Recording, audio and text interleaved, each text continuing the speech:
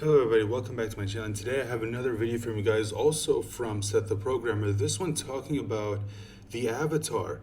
Now, Avatar The Last Airbender is still to this day one of my absolute favorite shows of all time. I absolutely love and adore the show, and I can't wait to watch this video from Seth talking about just how powerful the Avatar actually is.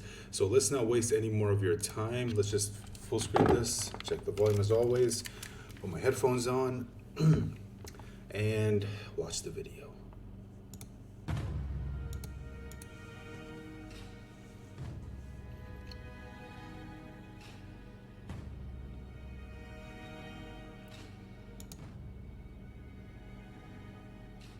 Hello everyone, it's your host, SethTheProgrammer. Today we're going to be going over a... Okay, I'm gonna try to be careful because I know that, like last time I tried to upload Avatar content on my channel, I kept getting into trouble with copyright claims and it kept being blocked, so we'll have to wait and see what happens with this video. new series on the channel, that series being Avatar The Last Airbender. Now, I wanted to go over this topic due to a few reasons. One, I'm a genuine fan of the series, but another, a lot of people like to throw poor Aang in a lot of versus battles without knowing much about him on Twitter or whatever social media. Examples being anything from Aang versus Hunter x Hunter or Aang versus Goku. There's a lot of range there due to lack of knowledge on the subject. Now, I'm not claiming I'm some big-brained Avatar scaling deity or anything, and you must listen to my objective facts, but I think it was about time we settled where Aang should be on the pecking order for good. So for this video, we'll be going over more of Aang's scaling and feats comparatively to other series, more in the sense of, say, a video like Kratos versus Thanos, than an interverse scaling video like what we did with Hunter x Hunter's Phantom Troop versus Meruem. I also want to do this video because I feel as though many people surprisingly downplay Aang extremely due to the nature of the show not being as flashy and shoving its feats down the viewers' throats all the time, which causes many people to think, well, maybe he can destroy a small building with a big rock or something like that. My goal in this video is to somewhat negate that view of the series. Before we start, if you do like these kinds of nerdy talks, maybe you just like to relax and listen to some breakdowns of series you know and enjoy, consider liking and giving me a sub. It really means a lot. Thank you. When most people talk about the power of Aang, they are usually referencing his avatar state. The avatar state is basically a collection of all of the avatar's past lives being sort of brought to the surface by the ancient spirit Rava, who resides within all of the avatars. This spirit Rava is the reason the avatar has glowing white eyes and so on, as she is the great spirit of light and formed a connection with the first avatar Wan, whom she agreed to reunite with in his next lives. So not only is the avatar drawing power from Rava, who we will get into later, but he is also drawing strength and knowledge from all of the past avatars as well. Avatar Roku credits the glow to this, however we kind of learn that's not the case once Korra comes around. A fun fact about Korra's beginnings episode that some people have a problem with the first Avatar Wan, it's actually confirmed in the episode commentary that this beginnings with Wan was actually thought of by Book 2 Earth from original Avatar, rather than being thought up in Book 2 of Legend of Korra. So it's kind of interesting that Roku made this statement in Book 2 Earth. Maybe they thought of the beginning series more later in the book, or maybe he's actually just right, or we'll never know. Roku doesn't even really know about the lion turtles all too well, so it's not far-fetched to say he wouldn't know of Wan or anything of the true state of the avatar as well. Regardless, the previous avatars have an array of feats and hacks abilities themselves that must be calculated when considering Aang's strength. Another did you know is that Aang was actually confirmed to have been kept alive in the glacier, not due to the great spirit Rava, but due to the power of the actual avatars within him, showing that the actual avatars have an influence over him and his abilities, not just Rava, which some people actually disagree with.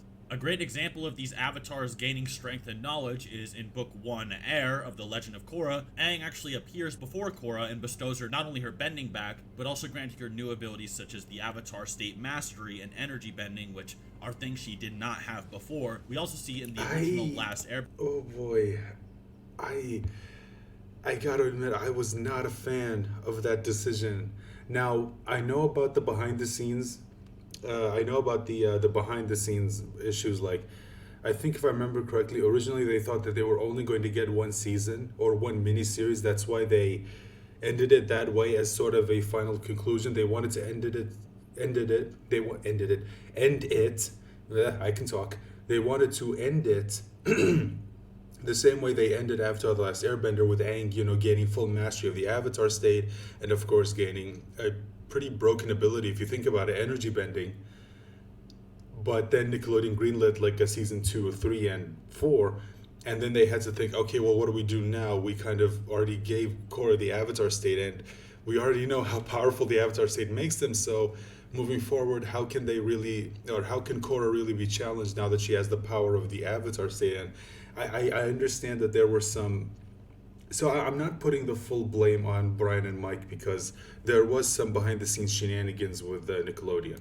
Airbender series, that whenever Aang enters the At least, if I remember correctly, I think that's what happened. Correct me if I'm wrong in the comments if you know more about Avatar it. state, he is able to use all forms of bending, even regardless of never learning them yet. Additionally, it's shown that the previous avatars appear before the current one to bestow knowledge and wisdom, and can be summoned by the current avatar, such as when Aang summoned the previous 4 avatars on the back of the lion turtle. I think a given for the avatars being within Aang is that he possesses the raw combat experience of dozens to thousands of people that probably trained their whole lives within him, but they offer more than just raw combat experience. To compound this, the previous avatar can act independent of the current avatar, such as Roku being able to rip Aang's soul out of his body even while he's in the avatar state, which is important to note as Aang possesses hundreds if not thousands of souls within him, once again depending on how many you think are actually there. This may also give Aang the ability to actually remove or manipulate the souls of others as well in the avatar state, giving Aang a unique attacking option that isn't negated by standard durability or power. A somewhat contentious subject is whether the avatar can bend and shoot lightning like Fire Lord Ozai, Iroh, or Princess Azula. Of course, the avatar never really uses this technique, as especially earlier in the series it was considered a one-shot takedown ability or seriously dangerous. So if the avatar just started blasting at people, it would show bloodlust, which isn't really representative of the avatar's character. But there is a decent case for Avatar Roku knowing it. In The Legend of Korra, The Art of the Animated Series, Book 1 Air, we learned that in the future, many people can now lightning bend and use it for utility, such as powering devices and machinery, etc. But back in the day, it was extremely exclusive, usually exclusive to the inner circles of Fire Nation royalty and high-ranking military. I mean, personally, I think it was probably a good idea they didn't give Aang the ability to bend lightning, because the Avatar state on its own, and him, of course, being the Avatar and being so naturally gifted in all the bending elements, except for, the one that was opposite to his, which was earthbending. But then once he got over that, I think it was probably a smart idea, because it would have made him already more powerful than he would have already been by the end of the series. I mean, I have no trouble, if you told me, like, in the future, and I don't know if maybe they're going to put this in the comics, if maybe in the future he eventually learned how to lightning bend. But yeah, I kind of understand. I don't know if this is why they did this, but I feel like it was probably better, because it would have made him even more, powerful than he already was. Which, yeah, that's just my take on it. Officers. Considering this was long after people started learning that firebending was in fact real, and that Roku is considered either incredibly high ranking to the point that the Fire Lord listens to him and he wears the prince's crown, or is just considered straight up royalty. If you consider this era the era in which lightning bending was available to the royalty isn't far-fetched, then even Aang in the Avatar state should be able to shoot it if need be. Avatar Sito in the past was able to trigger volcanoes to erupt, which may also imply the Avatar has this unique and rare lava bending ability as well, which is exaggerated more in Korra and with the Red Lotus. These are, of course, just some abilities. Okay, personally, I gotta say this. Bolin being able to do this is actually a plot hole, because they say that earth or lava bending is a rare ability, but if I remember correctly, in one of the supplementary materials, they said that the Avatar is the only one that can bend lava, because it's a combination of fire and earth bending. And as we know from the series, only the Avatar can bend multiple elements. So Bolin being able to lava bend makes no sense, because he's an earthbender. So how can he lava bend when he can only bend one element? And you said that lava bending requires you having the ability to bend both fire and earth, which makes sense, since lava is in a way heat and earth in working together to create lava. It's just I hated this. I really didn't like this. I mean, I do like the fact that they tried to give Bolin something to do, which, if I remember correctly, or if I remember, I thought that he was kind of shafted in the Legend of Korra series. Like, he didn't really do much. So I don't know, but I don't think I didn't like this decision. Rated more in Korra and with the Red Lotus. These are, of course, just some abilities the Avatar could possess that some weren't very aware of, but to get more into his feats, the Avatar has blatant feats that most talk about, and then more intricate and detailed scaling using the lore we'll go over later that isn't so talked about.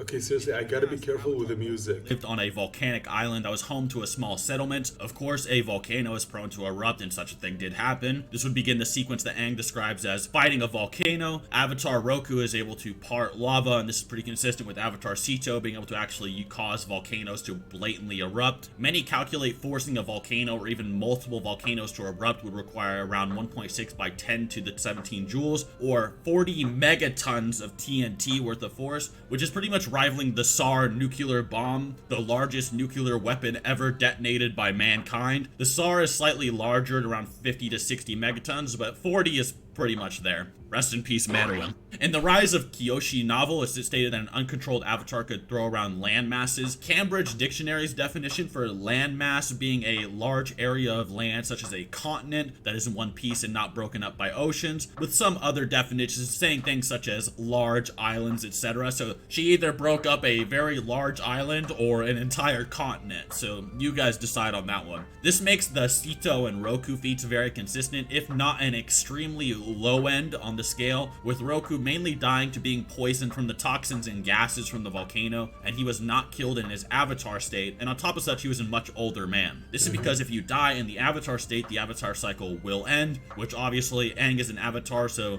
that was not the case. Avatar Kyoshi is also known to casually separate islands and so on as well. These feats of Kyoshi have been calculated anywhere from 1.3 gigatons, and with Kyoshi's spirit reappearing and creating a storm which has been calculated 2.4 gigatons, making the SAR bombs look like a fart. Some other people calculate these things to be more like, oh well, she can destroy a large town. Once again, it kind of depends on who you ask. Some people also disagree if Kyoshi actually created a storm. Maybe she just like brought up some dust or something. People have different interpretations for Avatar, even the more blatant things. But if you do consider it, even the stars that were being designed that were later deemed to be too massive to ever be safely tested by all of humanity would be a baby burp compared to what Kyoshi just did there. These are more simply the more physically displayed and shown things the avatars have done, certainly not building level or large rock level like many would imagine from Aang's battle in the actual show. However, the next level of scaling beyond that, and this is a huge debate to be had, is Avatar: The Last Airbender and The Legend of Korra both are an extremely inspired series, and this can be heard especially in the Legend of Korra's episode commentaries featuring the writers of the show. Many of these inspirations are things such as Taoism and Hindu philosophy, in which many concepts are based on, more specifically, the spirits and origins of the Avatar universe. In the universe, there are spirits that embody the moon, spirits that embody light and dark, yin and yang, spirits that separated all things, and so forth. These are relevant to the Avatar simply because Vatu, the spirit of darkness, and Rava, the spirit of light, are stated by the spirit world to be the almighty spirits. Almighty in most definitions meaning the absolute or greatest. Vatu and Rava are in a constant state of conflict, as in the words of Michael DiMartino, the co-creator of Avatar, they are light and dark, with their names representing yin and yang. Not to be confused with the koi fish, Tui and La, who more than likely actually do represent yin and yang, as described by the Face Stealer Ko and imagined by Aang in his head. Regardless, the almighty spirits fighting determines the state of the spiritual world, and whether it would be reduced to chaos or brought to peace. It's no exaggeration to say that these two, who take a very center stage in the entire series, are more than likely the strongest spirits and have a lot, if not the most, influence on all spirits in the Avatar world, which is why all spirits for the most part acknowledge the Avatar alongside their past, with it being shown that Vatu's mere presence was able to change the world around him and corrupt all spirits without him even... I mean, the thing that I kind of want to just make a note of when it comes to, Rava and Vatu, is that while it's true they are considered to be the ancient spirits and they're most powerful, I do think that it is possible, or I think if I remember correctly, it was probably hinted at, that the lion turtles are probably even greater than them, because there was that one moment in, I can't remember if it was in the part 1 or part 2 of Beginnings, where Rava refers to the lion turtle as Ancient One. So that would state that the lion turtles are probably even older than even the spirits of light and dark, which, I mean, that's actually kind of impressive when you think about it, because, I mean, like, if they are older than the spirits of light and dark themselves, then how old are they and what exactly do they know? Because remember, they're the ones who gave, sorry if you can hear that, they're the ones who gave Aang the ability to bend another person's energy, which is again pretty broken, which to me, I've always wondered, like, exactly what was the world like before the Avatar? What exactly could they do if the lion turtles knew an ability like being able to bend the energy inside another person's body? I mean, that's insane. With it being shown that Vatu's mere presence was able to change the world around him and corrupt all spirits without him even being present. Since Vatu and Rava are the only beings stated to be almighty, or even be giving really a real power scaling title of being possibly the strongest, it does kind of directly scale them higher than other beings such as Tui and Law if you interpret it that way, as obviously almighty could simply just mean very great as well and be more on the vague side. Even ignoring that, in the art of the animated series, Rava and Vatu are directly stated to be representations of light and darkness as universal concepts. Tui and Law gave themselves mortal and susceptible weak bodies to bring balance to the normal world, being the moon and the ocean themselves. Once Tui, the moon spirit, is damaged by the firebender Zhao, the world not only loses its moon, but the entire world is stated to be losing its balance. This causes everything to turn gray, even as Tui is confirmed to not even be dead, as it's confirmed in the Lost Scrolls, water, but simply sick. This still happens, with Iroh confirming that even firebenders need the moon spirit to be alive, as it represents more than what Zhao thinks.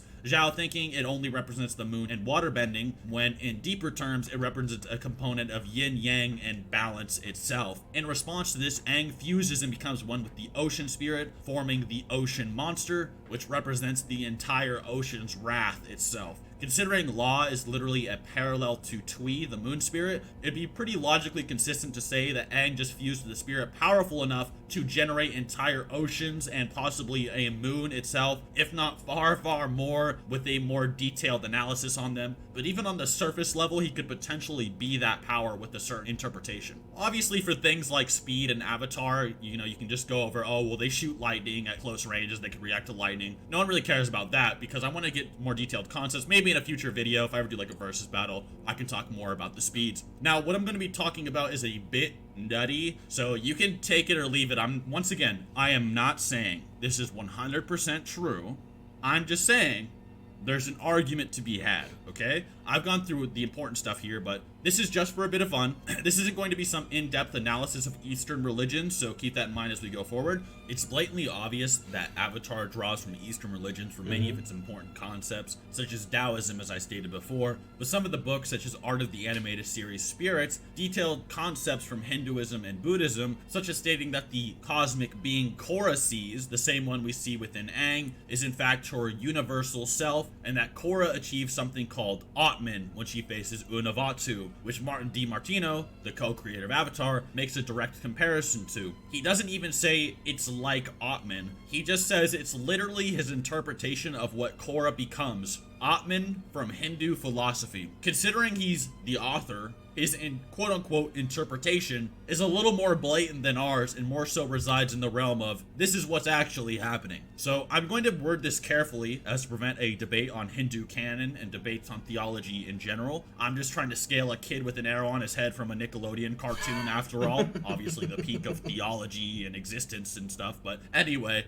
Atman is a Hindu concept of self-realization with your universal self, which is beyond identification, with concepts like non-dualism, the ultimate reality Brahman, and with it being something called beta, which is non-dualism and dualism, which would be extending into many valued logic. The reason Atman and Korra are important, as we know obviously that Korra in this state of being fights against Unavatu, which is the combination of Unalaq and Vatu, or the quote-unquote Dark Avatar, and while they have a pitched battle, and it's implied Unavatu wins by catching Atman Korra or Cosmic Korra off guard, the fact that they are still in the same weight class means the almighty spirits would scale to this state of Atman. To go into detail, Brahman also connects to Buddhism, which the Airbenders are directly stated to be based after, specifically Tibetan Buddhism. Para Brahman being a diva spawned from Avalokiteshvara in a sutra, or more commonly known as Guanyin, Para Brahman being the ultimate reality beyond conception and identification. Tui and La themselves being stated to be yin and yang, if you take Base Dealer Co said, would kind of make them beyond the concepts of time and space being contained or even made irrelevant by either one of the koi fish, and being surpassed with the concepts of Atman. The reason Atman is beyond time and space is obviously because Atman is beyond identification itself by literal definition. It is also non-dual and dual, meaning any concept that has duality is beneath Atman, including the very concepts of physics, time, space, dimensions, mathematics, the universe, the multiverse,